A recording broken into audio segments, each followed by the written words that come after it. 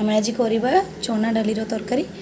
से आम नहीं चना डाली बतुरा होता चना डाली ता सहित पियाज रसुण अदा जीरा मिक्स करवा देन ताको बरा करी आम तरकारी करवा पूरा पूरी ओडिया एवं संपूर्ण भाव साधारण भाव आम करवा एबे मिक्स प्रस्तुत हो जाइए एबे आम सहित लुण ऐड करके बरा तैयारी करवा कड़े रे तेल गरम कर नब जी तुझे कैसे बिना आपके जी तो जी कैसे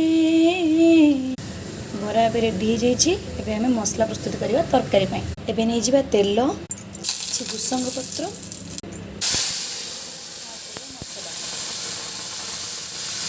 मसला संगे आप ऐड करेंगे आलू कंचा आलू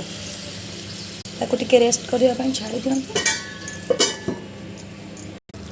आलूटा से मसला सहित ही सीझ और कषि हम एबे आम आ सहित ऐड करदे जीरा पाउडर धनिया पाउडर जहाँ भी आमर मसला तो टिके हलदी और लंका गुंड देमती कर दिंतु और पानी तापर दे दिंतु आलू ऑलरेडी सीझी सारी अल्प पानी दबा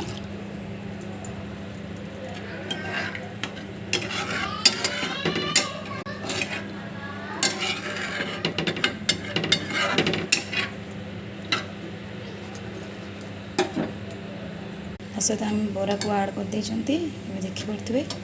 सुंदर देखा जाउछि।